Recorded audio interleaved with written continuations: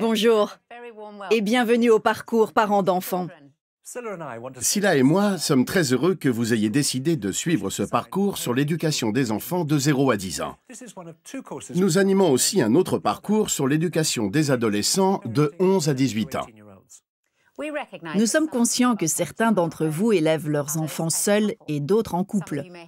Vous êtes peut-être beaux-parents ou vous n'avez pas d'enfants, mais vous vous intéressez à l'éducation. Quelle que soit votre situation, vous êtes tous les bienvenus. Et nous sommes convaincus que vous constaterez combien le temps investi dans ce parcours sera payant pour votre famille. Nous avons 4 enfants, Kirsty, Benj, Barney et Josh, tous adultes, et 3 petits-enfants, jusqu'à présent. Pendant les 20 dernières années, nous avons développé ce parcours en puisant notamment dans notre propre expérience. Nous avons aussi reçu beaucoup d'idées et de conseils précieux de spécialistes de l'éducation et de centaines d'autres parents. Pendant le parcours, vous entendrez plusieurs de ces spécialistes qui sont psychologues ou conseillers, mais aussi des enseignants, des parents et des enfants. Nous avons également demandé à des personnes dans la rue ce qu'elles appréciaient dans le fait d'être parents. C'est tout simplement une expérience incroyable. Oui, vous voyez, dès le début, c'est comme un voyage extrêmement intéressant et plein de surprises.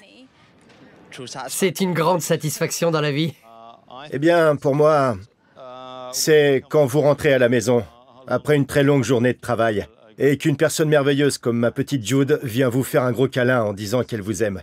C'est ce qu'il y a de mieux dans le fait d'être parent, sans aucun doute. En fait, je n'ai jamais ressenti autant d'amour auparavant, c'est incroyable, jamais. C'est étrange. Pour moi, c'était quand mes garçons avaient entre 8 et 10 ans et que j'ai retrouvé toute ma jeunesse en jouant avec eux au football, au cricket ou en nageant. Le fun. Nous aimons être ensemble.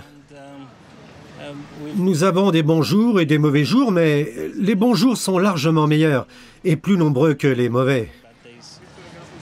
En fait, nos enfants ressemblent à tous les enfants, mais nous les aimons tout simplement. J'adorais lorsqu'ils étaient tout petits parce qu'ils avaient de tout petits problèmes. Aujourd'hui, ils sont grands et ils ont de grands problèmes. Tout reprend vie et vous vous sentez jeune de nouveau. Vous appréciez des choses au sujet desquelles vous pouviez vous montrer cynique avant d'avoir un enfant. Le monde vous paraît passionnant et neuf. Nous sommes tout à fait conscients que l'éducation est une tâche difficile, mais il y a aussi des moments hilarants. L'un des meilleurs conseils que nous avons reçus au début était de noter les choses amusantes que nos enfants disaient ou faisaient, parce qu'autrement nous les oublierions. Donc nous les avons notés dans un carnet. L'un de mes passages préférés est le souvenir d'un vendredi soir où nous quittions Londres en voiture à l'heure de pointe avec nos 4 enfants à l'arrière. La journée avait été mouvementée et je n'avais pas eu le temps de lire mon courrier. Alors, quand nous nous arrêtions à un feu rouge, j'en profitais pour ouvrir des lettres. Une de mes enveloppes portait la mention « confidentiel ». Et Benj, qui regardait par-dessus mon épaule, m'a demandé ce que « confidentiel » voulait dire. J'ai cherché une explication qu'il pourrait comprendre, et je n'ai pas trouvé mieux que « cela veut dire que c'est uniquement pour toi ».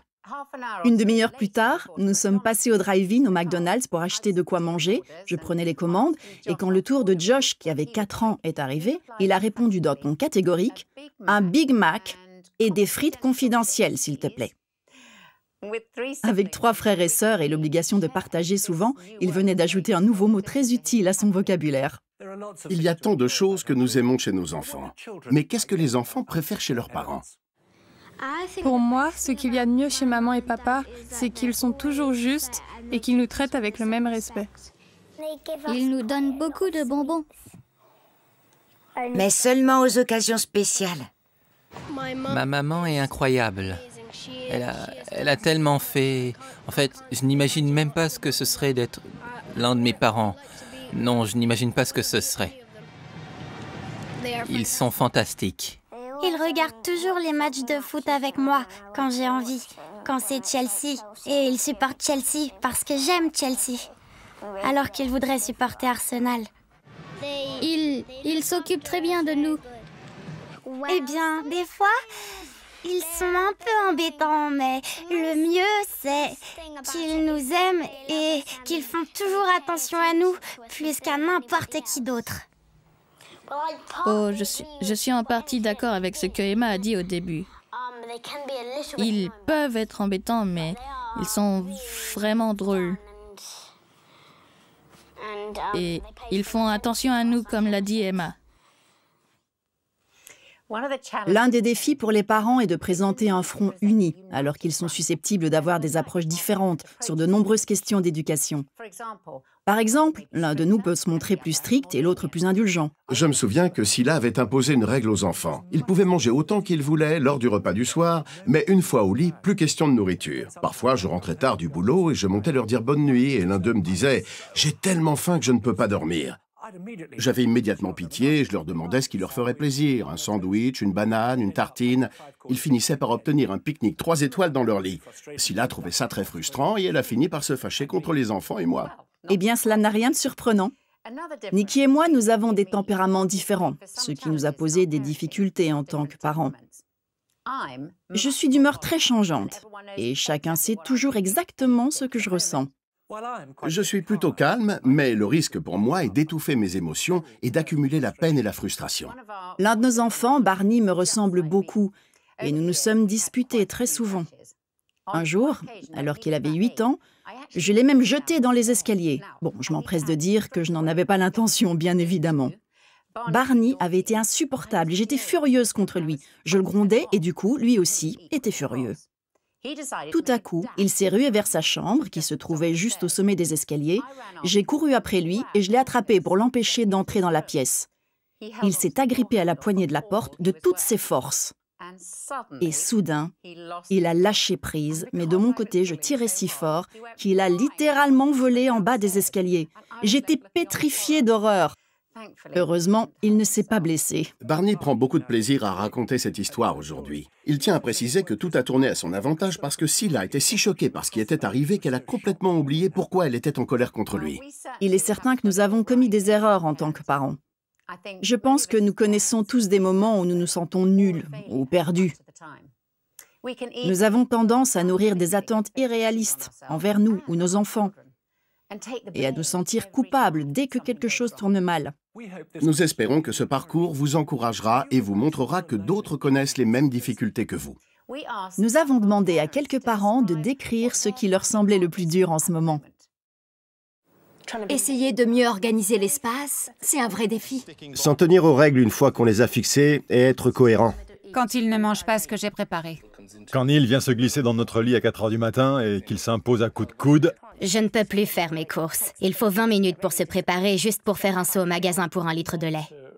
Ne pas reproduire ce que je n'aimais pas dans la façon d'agir de mes parents. Les caprices. Sans hésiter, les caprices. Quand vous essayez d'inventer une histoire avec les 2 aînés, par exemple, et que le plus jeune, lui, court bruyamment dans tous les sens. Le fait qu'ils répondent, les devoirs. J'aimerais être aussi fort et être aussi sportif qu'elle le voudrait. Mais c'est dur d'être plus vieux parfois. Demander ou dire quelque chose plus d'une fois ou plus de 3 fois.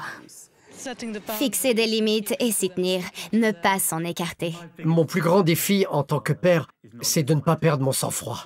Je nettoie une pièce, je passe à la suivante et quand je reviens, c'est de nouveau sans dessus-dessous. Quelque chose d'autre a été renversé, quelque chose d'autre a été cassé. C'est sans fin. Essayer d'avoir une conversation normale au téléphone, on dirait que c'est justement à ce moment-là que tout part en vrille. Les crises, le comportement. Je veux. Avec eux, c'est 24 heures sur 24, 7 jours sur 7. Ouais, ils sont là pour la vie. Ouais, pour la vie. L'éducation de nos enfants est sans doute le plus grand défi de notre vie. Les élever pour qu'ils deviennent les personnes responsables que nous aimerions voir en eux. Vous vous demandez peut-être comment y arriver. Ne vous découragez pas. Quelles que soient les difficultés et les circonstances que vous affrontez en ce moment, vous pouvez construire une relation d'amour, de confiance et de respect avec vos enfants. Beaucoup de parents voudraient qu'il existe une formule magique, une sorte de recette pour concocter des enfants heureux et brillants. Malheureusement, il n'en existe pas. Pendant ce parcours, nous nous pencherons néanmoins sur quelques principes essentiels et de nombreux outils pratiques qui vous donneront de l'assurance dans votre rôle de parent. Nous sommes nombreux à ressentir qu'une grande pression est exercée sur nous pour que nous soyons le parent parfait. J'ai appris à ne plus me laisser intimider par le regard des autres sur l'éducation que nous donnons à nos enfants, comme s'il existait un modèle parfait. J'ai pris la résolution de ne plus me justifier. Vous savez, quand quelqu'un vient à la maison et que vous dites « Désolé pour le désordre », je suis comme je suis. Laissez-moi apprendre à mon rythme. Un jour, j'avais invité une amie, une fille adorable. Elle est avocate et elle maîtrise toujours la situation et elle est très exigeante.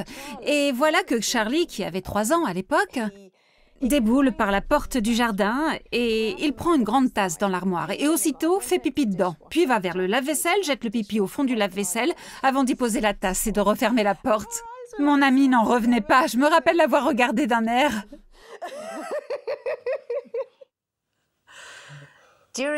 Pendant le parcours, nous aurons l'occasion d'évoquer avec d'autres parents les problèmes que nous rencontrons. Mais il est important de savoir que chaque famille est différente grâce au tempérament unique de chaque parent et chaque enfant. Il est donc inutile de comparer notre famille aux autres. Ce parcours nous donne la possibilité de marquer une pause pour évaluer nos priorités en termes de temps et d'énergie. Le rythme de la vie est vraiment devenu effréné. Nous travaillons plus. Nous sommes submergés par le choix d'activités et de produits, bombardés par des messages qui exigent notre attention et une réponse immédiate. Certes, nous pouvons être en relation avec de plus en plus de personnes de plus en plus vite, mais nos relations avec tous ces contacts ne peuvent être que superficielles. Et le danger est que notre famille et nos proches en souffrent. Nous devons tous nous demander si nous investissons assez de temps et d'énergie pour nos enfants et notre vie de famille. Chaque session du parcours est conçue pour vous aider à répondre à cette question.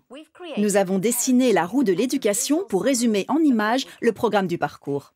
Pendant cette première session, nous verrons comment construire des bases solides pour notre vie de famille. La session 2 porte sur la façon d'amener nos enfants à se sentir aimés de façon inconditionnelle.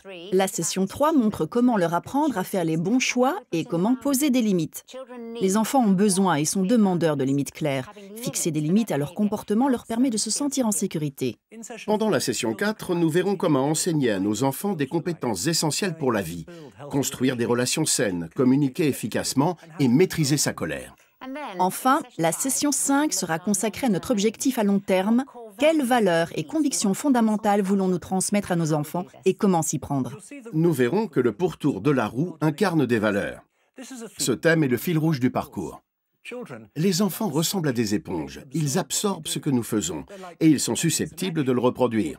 En réalité, ce qu'ils nous voient faire a plus de poids que ce que nous leur disons de faire. Enfin, nous avons placé l'amour au centre de la roue. L'amour est l'axe qui assure le bon fonctionnement de la roue parce que finalement, une bonne éducation consiste à aimer ses enfants de la bonne manière. Le parcours repose sur des principes chrétiens pour mettre l'amour en pratique. Mais ces principes s'appliquent à tout parent et il n'est pas nécessaire d'être chrétien pour tirer profit de la formation.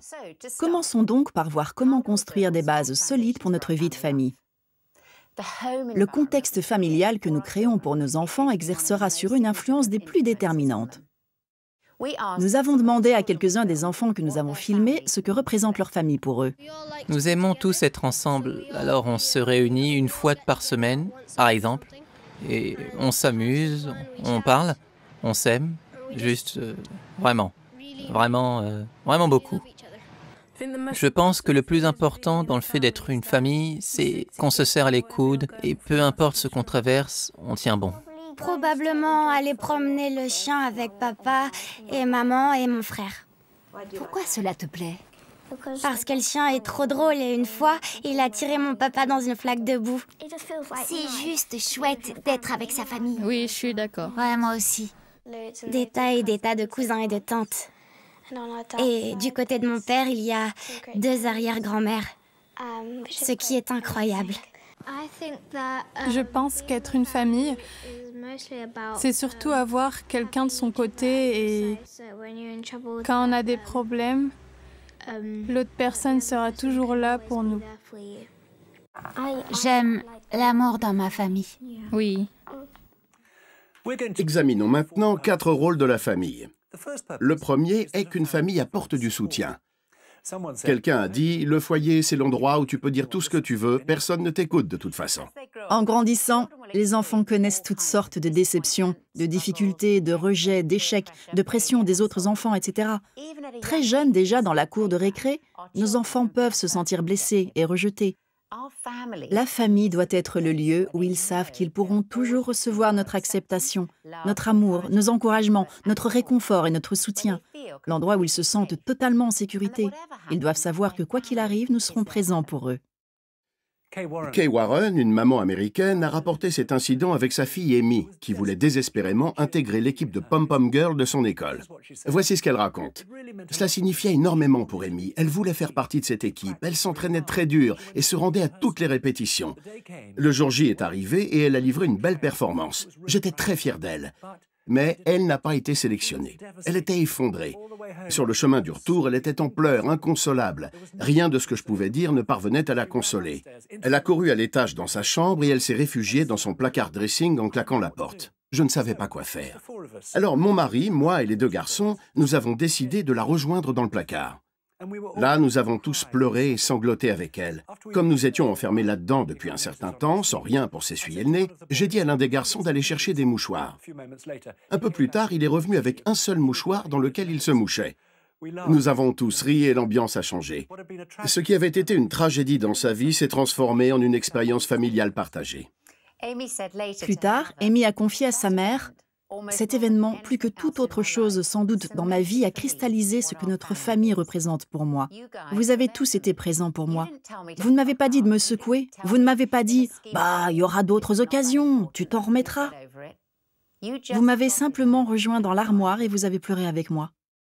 Chez nous, les écoles organisent une sorte de mini-jeu olympique. Et notre fils avait reçu une place de remplaçant dans l'équipe. Il a été déçu par notre réaction parce que, au lieu de dire « bah, c'est pas grave », nous avons voulu qu'il affronte sa déception. Et nous avons tenu à partager sa peine. C'était plutôt dur, mais c'est important de partager sa peine au lieu de l'apaiser simplement, ou de dire « oh, tu sais, c'est la vie ». Cette année, il est dans l'équipe. La compétition a lieu dans les prochaines semaines. Nous sommes ravis. Il va pouvoir courir. Le premier rôle de la famille est donc d'apporter du soutien. Le second rôle est de procurer de la joie. La famille doit être un espace où nous apprécions la compagnie des autres, où nous pouvons nous détendre et où le rire abonde, où nous prenons notre temps sans réprimander constamment les enfants. La joie est excellente pour les enfants. Nous sommes très reconnaissants envers le couple qui nous a suggéré de mettre à part un moment chaque semaine pour s'amuser en famille. Quand nos enfants étaient petits, ils avaient ce qu'ils appelaient la nuit en famille. Ils mettaient un matelas dans notre chambre une fois par semaine et ils dormaient sur le sol. Et une fois par mois, on avait notre super nuit en famille. On descendait notre matelas au rez-de-chaussée et on dormait tous ensemble dans le salon. Il n'y a aucune raison de faire ça quand on a 4 bons lits à l'étage. Sauf que c'est amusant. Nous avons commencé notre moment en famille quand nos aînés avaient 6, 4 et 2 ans. Je travaillais souvent en soirée et les week-ends étaient très chargés. Nous l'appelions notre soirée famille. Nous réservions au moins 2 heures durant lesquelles on ne faisait rien d'autre que s'amuser ensemble. Et on veillait à ne pas être interrompu ni par le téléphone ni par des visites. Au début, nous organisions ce moment entre 17 et 19 heures au milieu de la semaine, autour d'un repas et de jeux. Puis, quand ils ont été assez grands, chaque enfant choisissait à son tour son menu préféré et l'activité que nous aurions en famille. Il arrivait qu'un enfant choisisse une activité extérieure comme une partie de cricket ou du roller. D'autres fois, nous restions à la maison pour une partie de cache-cache ou un jeu de société. Nous pouvions aussi regarder un DVD ensemble ou faire des cartes de Noël, par exemple, ou du collage avec de vieilles photos. Au fur et à mesure que les enfants grandissaient, nous adaptions l'heure et l'activité à leur âge et leur capacité et nous cherchions à ce que ce soit amusant pour tout le monde. Nous évitions que ça tombe sur les devoirs ou les répétitions. Mais nous voulions que nos enfants ne soient pas engagés dans trop d'activités extrascolaires, pour ne pas devoir renoncer à notre temps en famille. Cette soirée famille hebdomadaire a souvent été difficile à maintenir et elle s'est parfois transformée en catastrophe, avec des bagarres et des larmes, et le jeu qui finit en dispute au sujet des règles ou du gagnant. Il arrivait aussi qu'il soit impossible de mettre tout le monde d'accord sur la prochaine activité. On passe de chouettes moments tous ensemble et on aime ça. Et les spectacles? Oui, nous apprécions la présence des autres. Oui, nous avons des spectacles, j'allais le dire. Les enfants ont toujours quelque chose qu'ils veulent présenter à la famille. Alors ils se lèvent et montrent ce qu'ils ont préparé avec des personnages en Lego ou un dessin ou autre chose. C'est parfois assez élaboré et ce sont vraiment de bons moments. C'est important parce que c'est notre moment à nous. Et on apprend à se connaître. C'est aussi un moment où il me confie des choses. On prend son temps et il n'est plus question d'horaire ou encore de l'agenda des autres. C'est un moment juste pour nous. Tout récemment, on a découvert le badminton que je pensais être un sport de filles. Jusque-là. Et j'aurais préféré pratiquer le squash ou le tennis. Mais on s'est rendu compte, en s'y intéressant vraiment, que le badminton convient tout à fait à toute la famille. C'est donc un sport qui plaît à tous et qu'on peut pratiquer ensemble. On s'amuse ensemble et la question est toujours de savoir ce que nous allons manger ce soir-là. Cela suscite une grande excitation. Il arrive qu'ils lancent des trucs comme « faisons un gâteau aux cerises » ou un plat que nous n'avons jamais mangé. Et c'est celui qu'on doit préparer. On est juste ensemble et c'est fondamental. C'est un moment sacré dans la semaine. Même si des gens appellent et demandent si nous sommes libres, la réponse est non en général, sauf si les enfants sont d'accord. Et s'ils veulent reporter, ils peuvent le faire. Et ils appellent cette soirée le rendez-vous de famille. Oui. Ce qui montre qu'ils y voient quelque chose de spécial, qui n'appartient qu'à nous. Notre soirée famille est l'un des meilleurs engagements que nous ayons pris pour veiller à s'amuser ensemble. Vous trouverez d'autres suggestions d'activités dans le manuel. Donc, une famille est une source de joie. Le troisième rôle de la famille consiste à fournir une boussole morale. Quelqu'un a dit « Nous passons 2 ans à apprendre à nos enfants à marcher et parler, et le reste du temps à leur dire de rester assis et se taire. » C'est en famille que les enfants apprennent la différence entre un bon et un mauvais comportement, un bon et un mauvais choix. Les enfants ne le savent pas d'instinct. La famille est le lieu où ils apprennent. Ils apprennent en récoltant les conséquences de leurs erreurs, en toute sécurité. Ils apprennent à penser aux autres et à assumer leur part des corvées dans la maison. Ils apprennent le partage, qu'il est bon d'être gentil et généreux. Ils acquièrent une grande partie de ces valeurs au compte-gouttes, essentiellement en nous observant. Ce n'est pas un hasard si les petits humains restent dépendants de leurs parents beaucoup plus longtemps que les animaux, pendant plus ou moins 18 ans. Les enfants ont besoin de tout ce temps parce qu'ils ont beaucoup à apprendre. Le 4e rôle, et le plus important, est que la famille offre un cadre où les enfants apprennent à être en relation. Finalement, la vie se résume à des relations, et la famille est le premier endroit où nous apprenons à aimer. Les différentes relations au sein de la famille, parents-enfants, père-mère, frères-sœurs, grands-parents, cousins, etc., offrent autant d'occasions aux enfants de tirer des leçons précieuses sur le fonctionnement des relations. Les enfants apprennent à être en relation de plusieurs manières, en expérimentant, en observant et en s'exerçant aux relations. L'enfant commence son apprentissage en expérimentant l'amour et l'acceptation inconditionnelle de ses parents, ce qui lui donnera confiance en lui. Les enfants ont besoin de cette confiance pour forger des relations saines, pour être ouverts, pour partager leurs pensées et leurs sentiments. Certains enfants grandissent en pensant qu'ils ne parviendront jamais à gagner l'approbation de leurs parents et la réclament constamment. Ils ne sont donc pas libres d'être eux-mêmes ou d'aller vers les autres. Ils peuvent harceler ou se rallier à tout et n'importe quoi parce qu'ils sont mal dans leur peau. Il existe de nombreuses façons de renforcer la confiance d'un enfant. Les mots que nous prononçons sont importants et je pense qu'ils sont particulièrement importants pour les enfants qui voient les obstacles s'accumuler. Ils ne sont pas choisis en premier pour constituer une équipe. Ils ne reçoivent pas vraiment de bonnes notes. Cela me fait penser à un petit garçon qui devait avoir 5-6 ans. Il était arrivé dernier à une course où il fallait transporter un œuf posé sur une cuillère. Comme toujours, il était dernier. Mais en quittant le terrain, sa grand-mère a posé un bras sur son épaule en disant « Tu es le seul dont l'œuf n'est pas tombé de la cuillère. » Nous avons tous besoin d'une grand-mère comme elle. Les psychologues décrivent 3 besoins fondamentaux que nous éprouvons tous: la sécurité, l'estime personnelle et l'importance. Ces besoins sont essentiels au bien-être émotionnel d'un enfant et devraient être satisfaits avant tout par sa famille. Ces besoins sont satisfaits lorsque nos enfants savent qu'ils sont aimés pour qui ils sont, et non pour ce qu'ils accomplissent, ni pour leur apparence ou leur conduite. Autrement dit, qu'ils sont aimés inconditionnellement. Voici comment l'exprime Ross Campbell dans son livre « Comment vraiment aimer votre enfant ». Si j'aime seulement mes enfants quand ils me plaisent, ne leur manifestant mon amour qu'à ces moments-là, Ils ne se sentiront pas véritablement aimés. Cela détruira leur sentiment de sécurité et leur confiance en eux-mêmes, et en fait, cela les empêchera d'avancer vers une meilleure maîtrise d'eux-mêmes et une conduite plus mûre. J'ai reçu 2 éducations différentes. J'ai été placée à l'âge de 4 ans. J'ai donc d'abord été élevée par mes parents naturels dans un contexte familial abusif, très instable et perturbé. Puis j'ai connu le foyer de mes parents d'accueil où, quand Phil les a rencontrés pour la première fois, ils l'ont étouffé de câlins et de bisous. C'était un peu excessif, mais ils ont toujours été affectueux.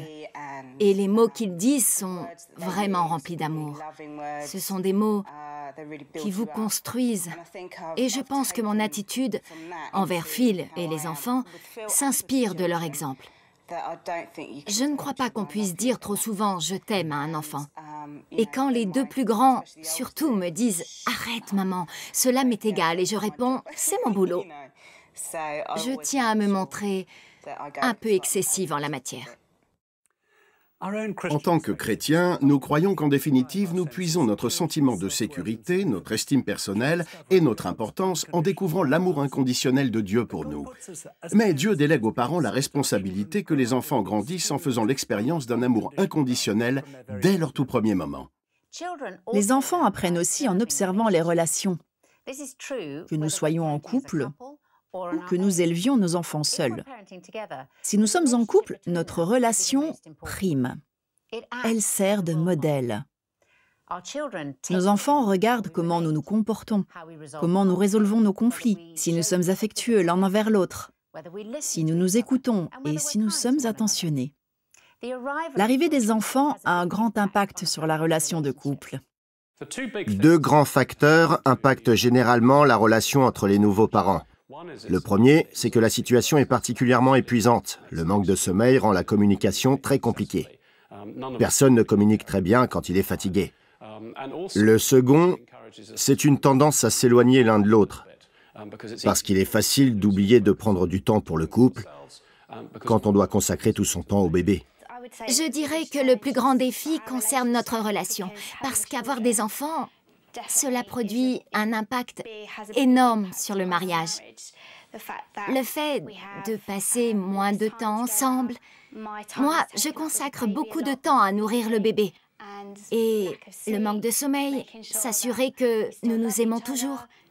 Je pense que nous avons vraiment et consciemment veillé, n'est-ce pas, à prendre soin de notre mariage tout en consacrant du temps aux enfants.